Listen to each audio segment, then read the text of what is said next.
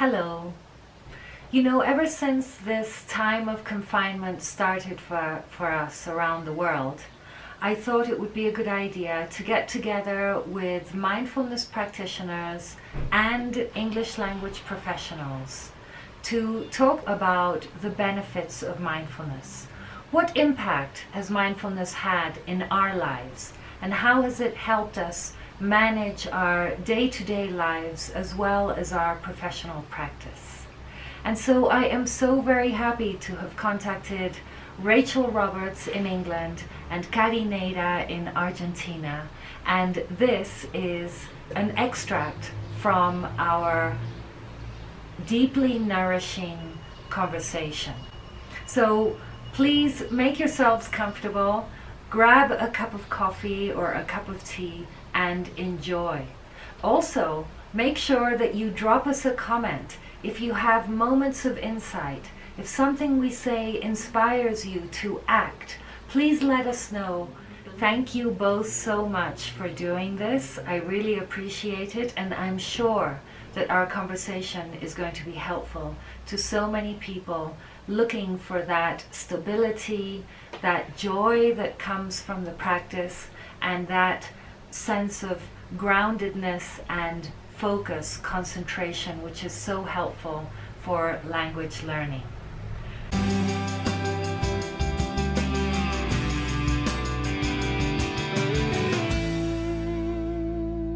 So with me are Rachael Roberts in the UK and Karina Nera in Buenos Aires.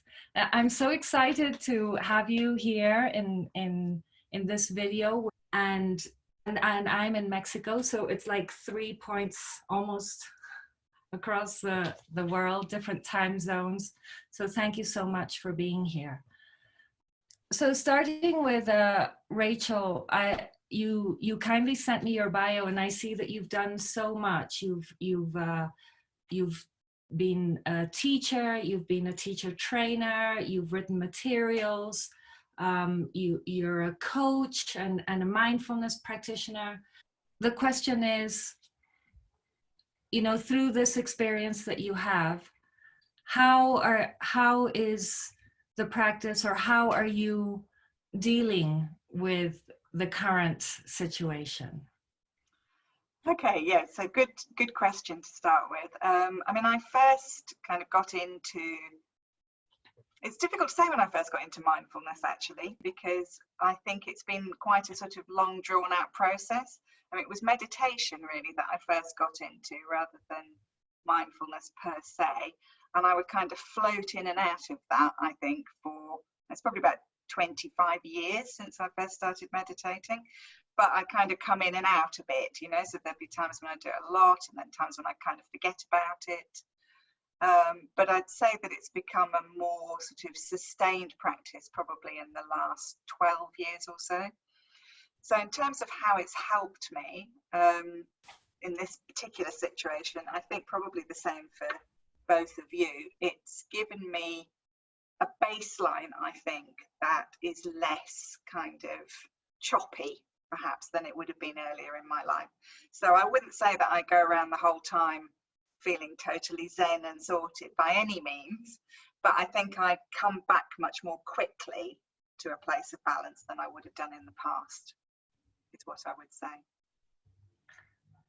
Great, thank you. And Gary, you are also an English teacher based in Buenos Aires. I see that you teach mainly business English, so you're involved with corporates, and you have a lot of training in mindfulness practice. I see here that you're a mindfulness instructor specialized in education, and you've trained with several methods in Spain, in the US, and in the UK. So tell us about your experience with the practice and how you are dealing with the current situation. Well, yeah, it's a little bit like Rachel, what Rachel was saying. I started meditating about 7 years ago.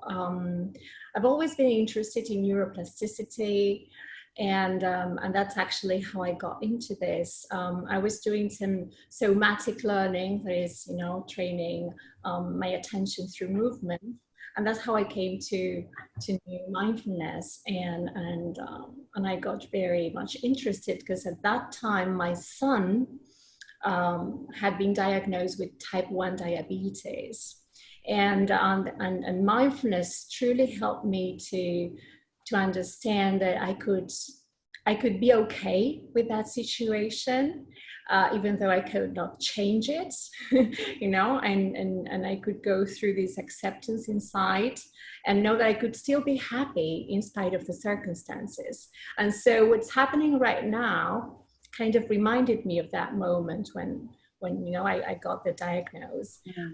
From my son, because this is something we cannot change. There's nothing we can do about it, but we can definitely change how we relate to this experience.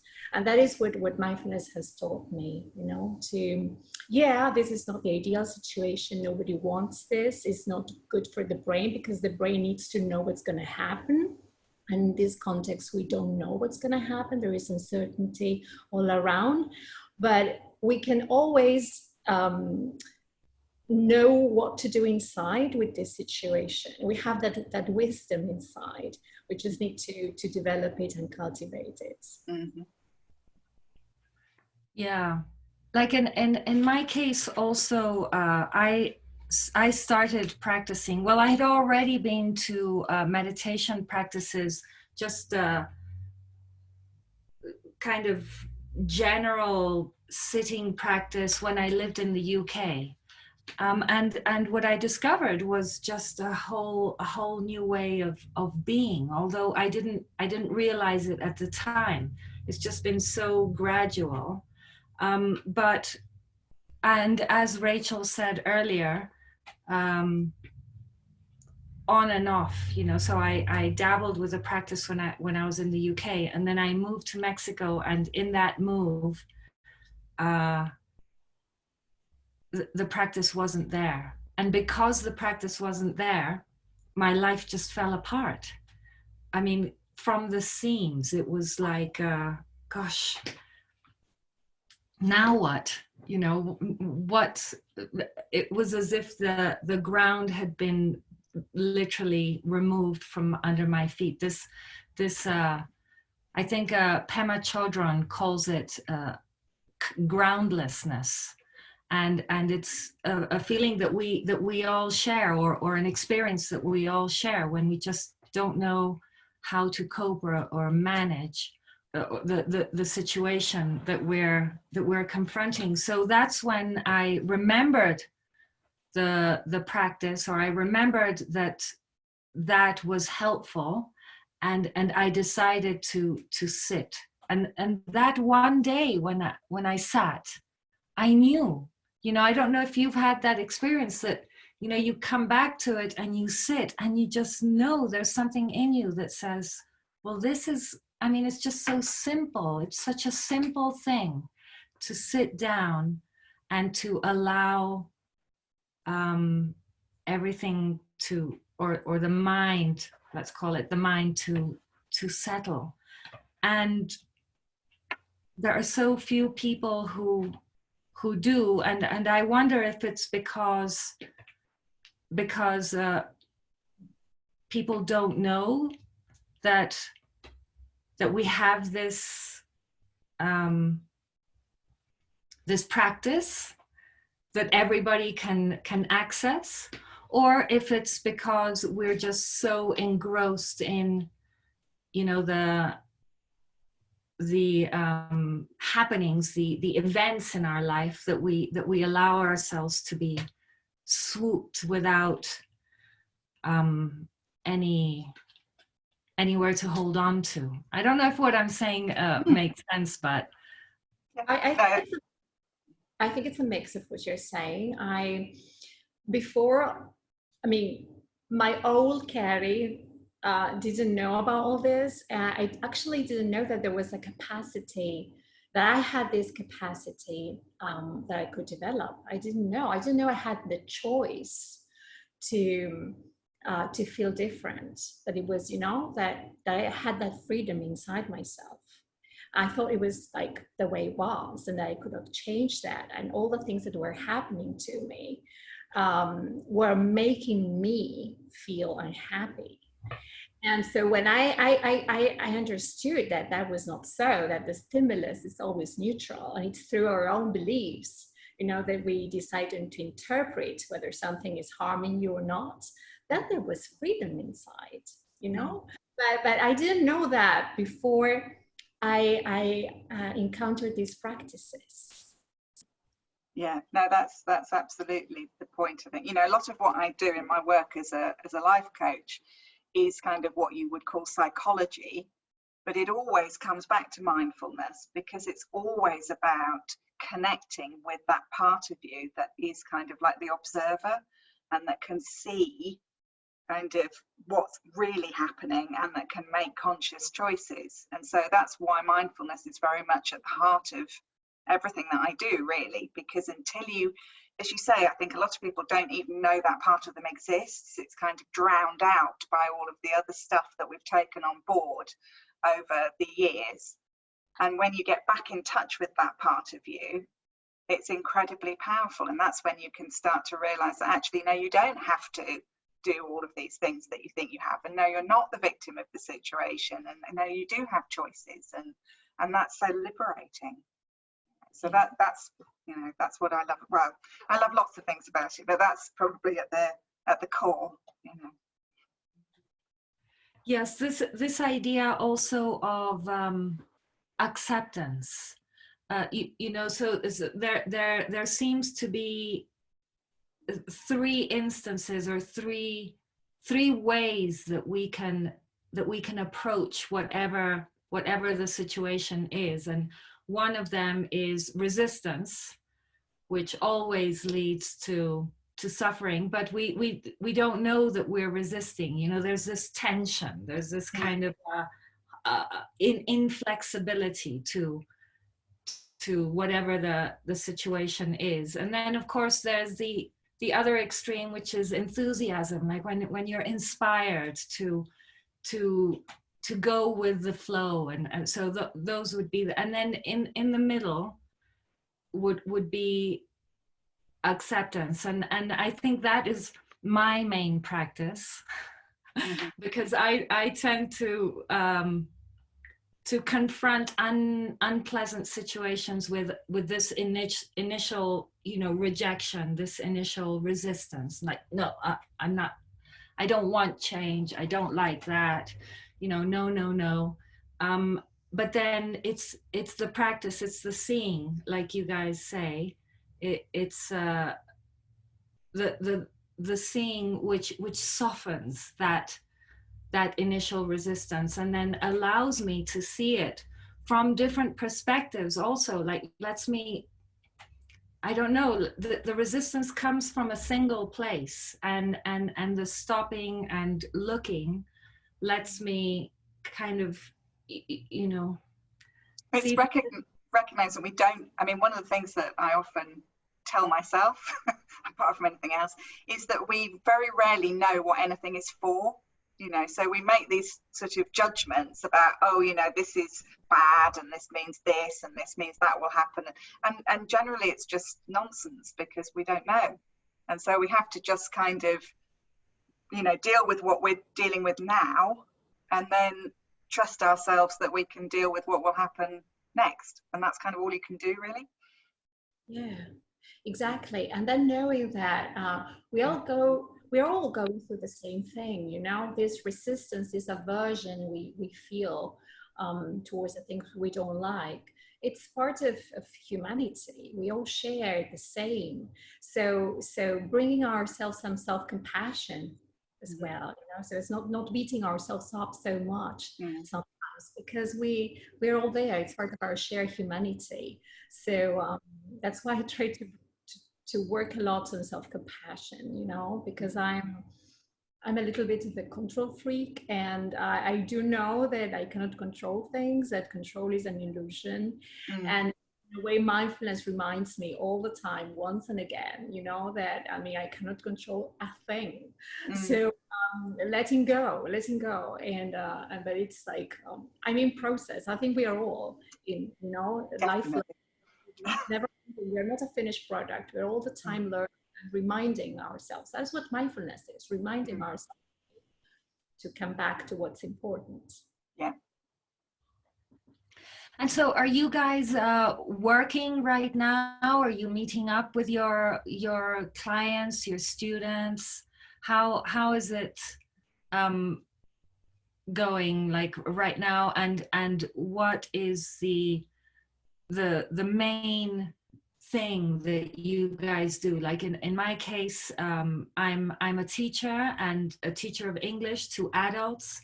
So I teach, but I'm a freelance teacher. So and so that I try and bring mindfulness to absolutely every encounter with students, even if they're not aware of the fact. And so also mindfulness has helped me to see whether there's receptivity to the practice when I'm teaching. So some groups, for example, are open, are receptive.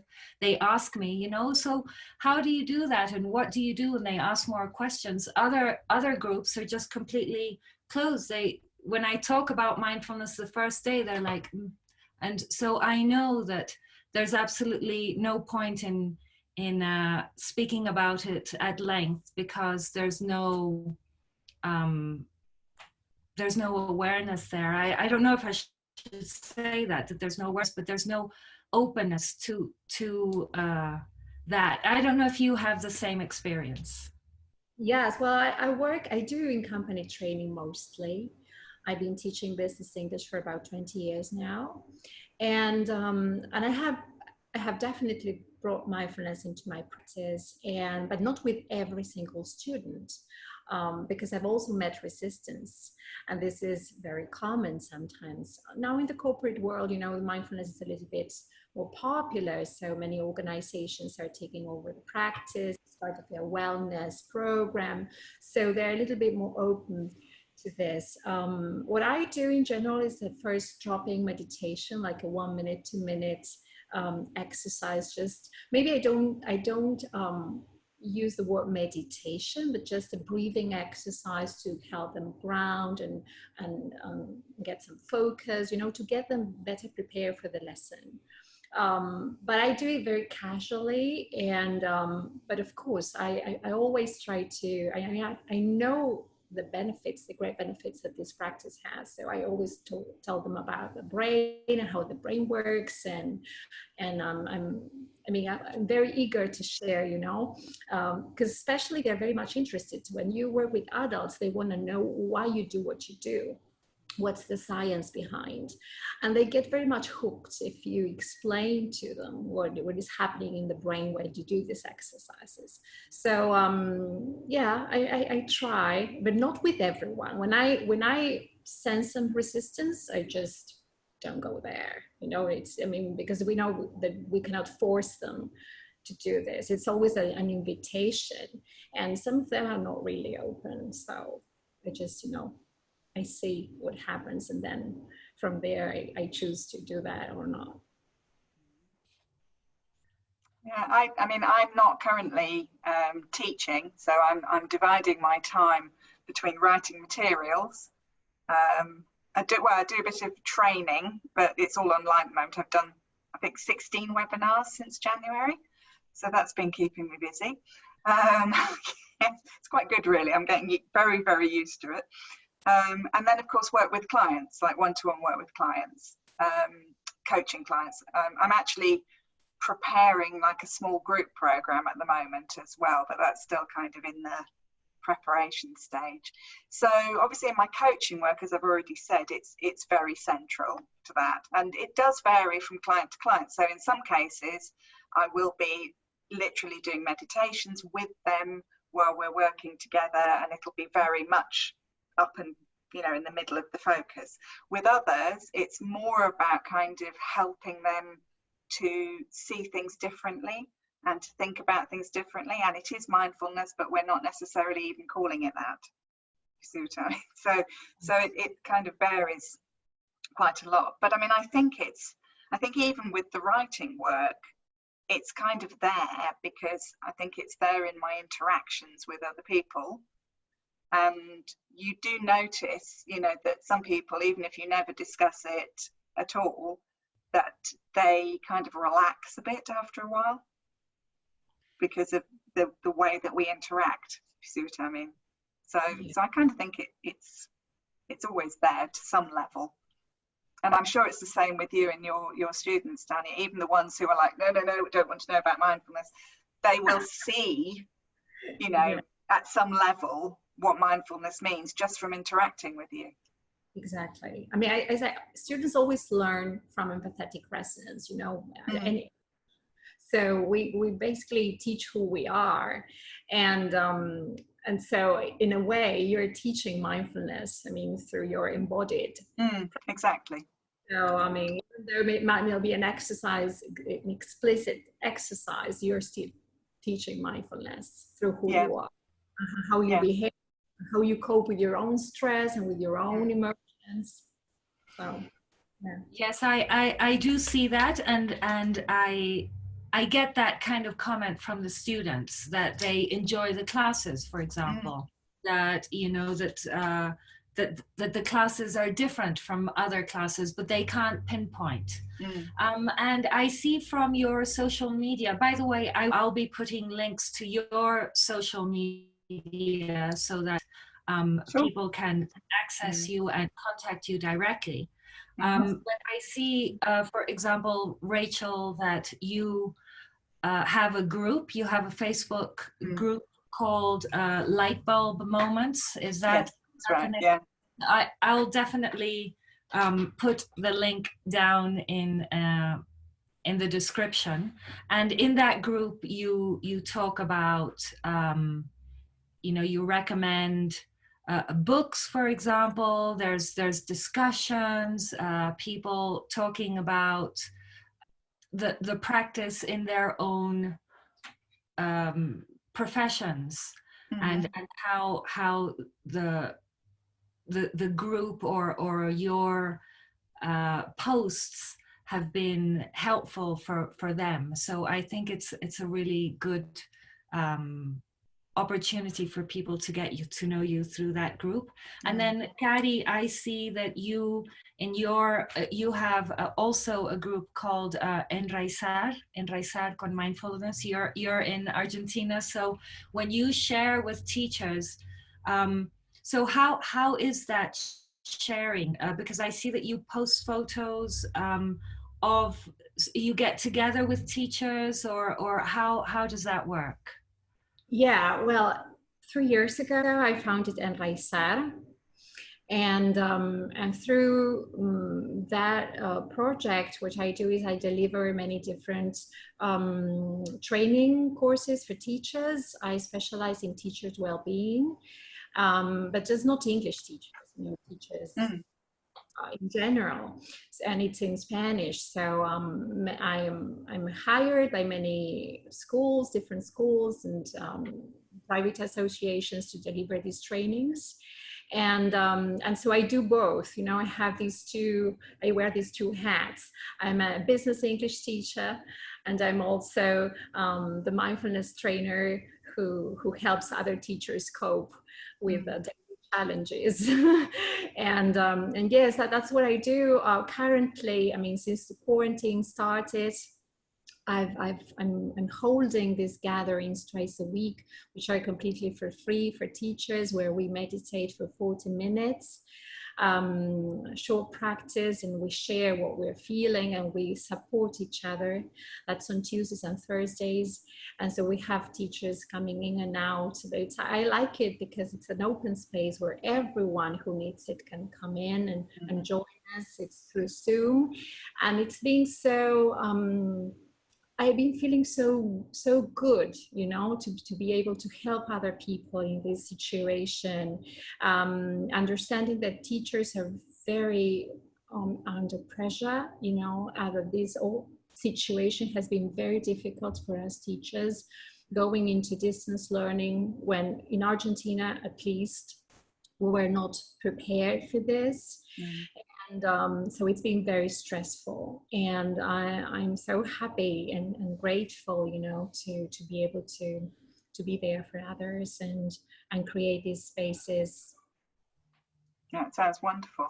What does the name of your, and I don't speak Spanish, is it like rooting or grounding? It's like grounding or rooting. Yeah, it has to I speak do with Portuguese, so I had a guess, but I wasn't quite sure. Yeah, you know, when I thought about a name, it was very difficult, because I said, well, it should be an English name, or you know, like, or maybe in Spanish. And then I said, well, but I'm actually trying to reach out everyone in my community, not just English teachers. So that's why I definitely. Great name. Yeah. Well, because it's like the connections, isn't it? It's you know, grounding and all the roots being connected.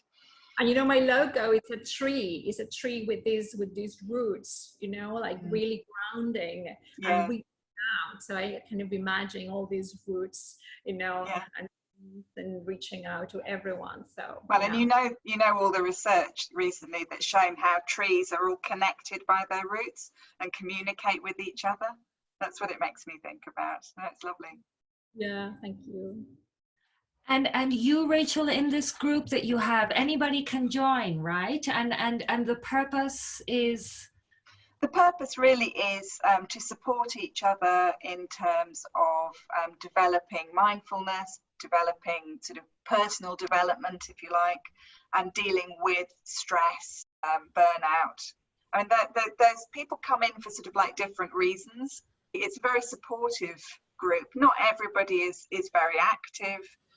But you kind of, I'm made aware every so often that a lot more people are there actually reading things than I think, because obviously only a certain amount of people comment a lot, but I know that there are other people in there reading things. And we have a book group, as you mentioned. We're currently reading The Compassionate Mind by Paul Gilbert, which is a great book. And I also get guest speakers in.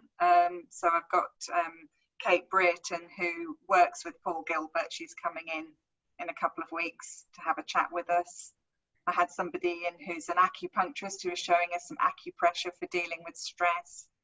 I've had a yoga practitioner in, you know, so just kind of anything that will kind of help people really deal with, you know, the stress now and generally. It is mainly for sort of like teachers and educational people, but if other people want to join, I don't say they can't, you know. So. Great. I love the book. The Compassionate Mind has helped me so much. I love, I mean, all the Paul Gilbert's approach and the emotional regulation system he presents. It's really so cool. Yeah. I'll put a link to the book.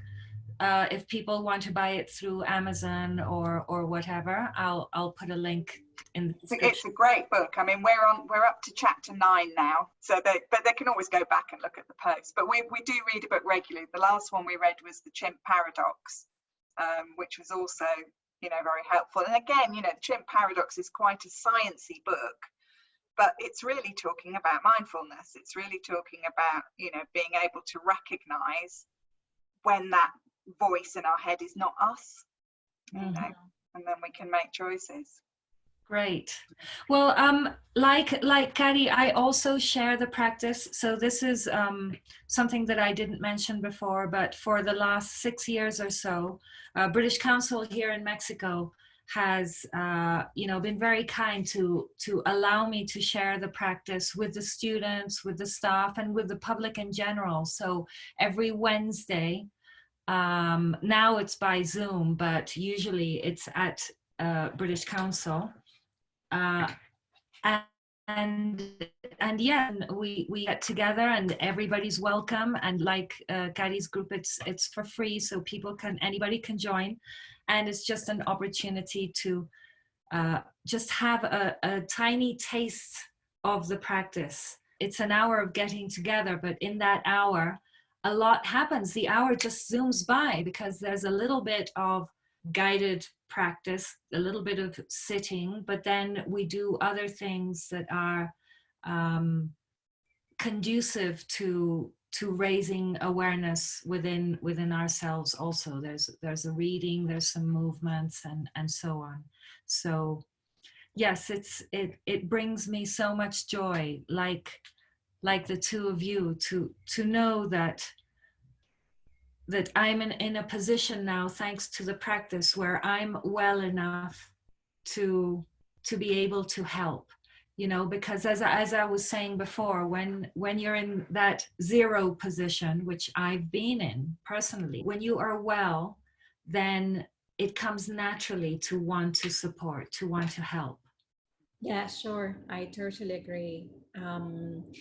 And that's why I also think that we, I mean, who support others, we need to continue working ourselves, because, you know, it's the only way. We need to feed our hearts. We need to feed ourselves with the good stuff to be able to be there for other people.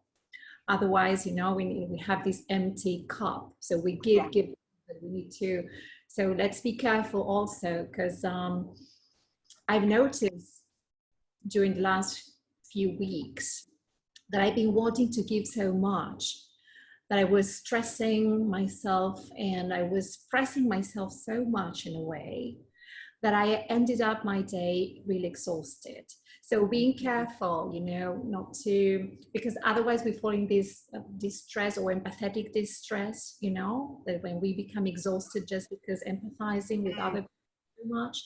So also taking care of ourselves, you know, it's right, trying to find that balance where you take care of ourselves to be there for others. And sometimes it's not so clear, and sometimes it's not so easy, you know. No, absolutely.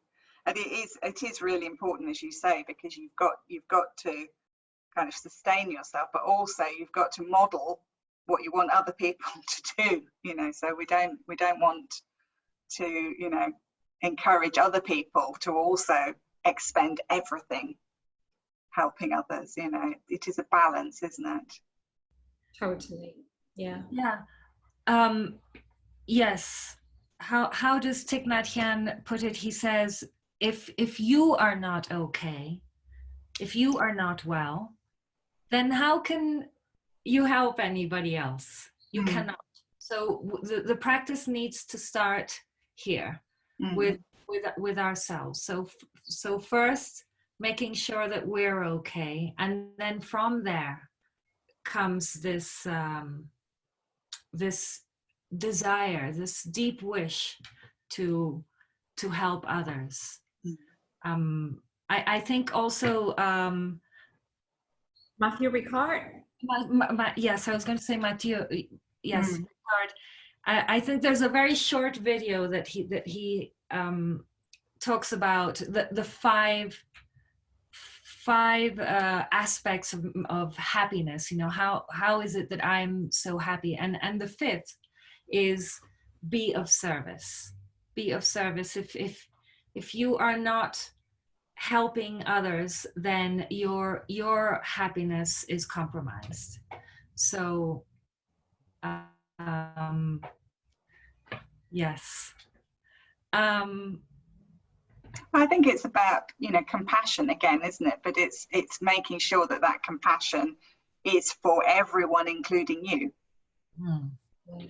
It's there, but it's sometimes, you know, when it comes to compassion, it seems to be easier to give others compassion than to ourselves. You know, it's like this inner critic is all the time in our heads, and I found out that it's much more difficult for me to be self-compassionate than with other people. So how do you, I mean, when it comes to self-compassion, you know, I hear about that a lot, and I think I need it. You know, self-compassion. Oh, we all need it. But I'm not sure that I'm that aware of how to, you know, because it isn't a question of saying, oh, well, you know, oh, well, that's okay. You know, oh, don't worry, Tanya. That's fine. I mean, I know that that's not what self-compassion is. So, um, Self-compassion is about treating yourself as you would treat your best friend who's going through a bad patch. Mhm. You know, it's like basically being so, I mean, taking care of yourself as you would Mm. with a friend who's suffering. And Mhm. that's Yeah, so difficult. That's so great way of putting it. right. Yeah. Yes, I mean, I think, you know, I think some of us find it harder than others. And my experience is that teachers are generally really bad at it, because they're the kinds of people that are used to serving others. So they generally don't have a problem with service, because that's kind of why they became teachers in the first place. You know, what they have the problem with is the self-compassion, much more so, I would say. And it's often they you know, the way they were brought up was very much kind of, you should always put everybody before yourself, you shouldn't be lazy, you shouldn't be greedy, you know. And so we have all of these messages in our head, and it's about recognizing that that's not us, that's just you know, a program, if you like, that's been put in there, and that we can choose whether or not we listen to it. And Yeah. that's where the observer comes in, because when you're in that centered place and connected with the observer, you know that that's not you. Yeah. We find it so difficult to say no to things, you know. It's like we not allow ourselves to say, I can't do this, I can't do that, or, you know, I'm sorry, I'm not available right now. It seems like we need to be there for everyone all the time, and if we are not, then we blame ourselves, and we feel as if we're doing something wrong, or even Yeah. taking care of ourselves is a selfish act. Come on, no, Yeah. we have the right to take care of ourselves. Yeah, well, not just, you know, not just we have the right, but it is essential. We wouldn't behave to other people like the way that we behave to ourselves. We would never say the things to other people that we say to ourselves. You know, it's very, very common, and certainly it's something that, you know, I can relate to a lot. I mean, I've shifted a great deal, but I was certainly, you know, brought up like that myself. So Yes, it makes me think of, you know, when we talk about these inner dialogues that we all have, or monologues. They're monologues, but we treat them as dialogues. So we think that we're addressing the other, you know, the bad other, the other that is creating all this suffering for ourselves. And but when we just stop for a moment, it's so silly. We're not talking to the other, we're just talking to ourselves, and all that anger is, or all that frustration, or whatever it is that we're feeling, is just being self-directed. So that awareness is also part of self-compassion, would you say? yes, I mean, I think in a way it isn't us, actually. I mean, I don't mean that in a kind of schizophrenic way, but, you know, it is, in psychology, you talk about introjection, you know, so like projection is when you put your feelings onto somebody else, and introjection is when you take on somebody else's messages and you believe that they're yours, you know. And we do that as children because we naturally just soak up everything around us, and we often don't question it at all, and we just carry on doing that, you know, through life. So in a sense, it isn't us, because our real organismic self doesn't believe that, you know. So Right. so in a sense, I think it isn't us. Right. Yeah. But we need to be aware of it, right? Yeah, I mean, yeah. because otherwise it does generate.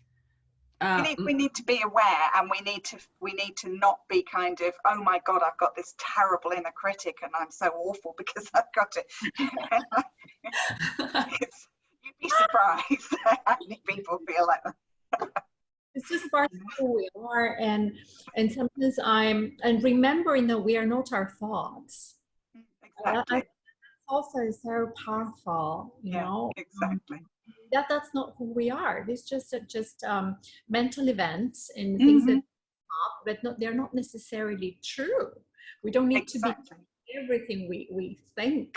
Yeah, exactly. Yeah. Our minds, you know. So it's also part of the practice, realizing that yeah, this is my internal narrative, and that's it. I mean, I don't need to be hooked or stay there, get trapped in those thoughts. But for that you need awareness. But to raise awareness, you need the practice. Absolutely, yes. Autopilot. When you're ruminating, you're on autopilot, and you can Yeah. stop. So you only stop it when you've got the practice and you realize that you're there. No. Yeah. No, precisely.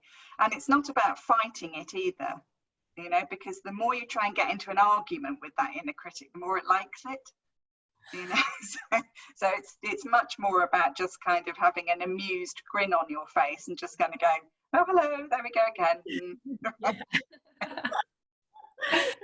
Oh, Humor, I think, is very important. humor is indeed very important. You know, that's something that I missed so much about the UK.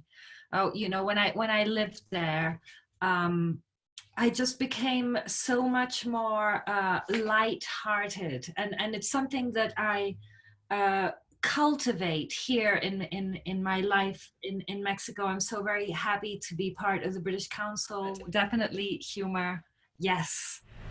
So that's it for now. Looking forward to reading your comments and see you soon. Until next time. Bye for now.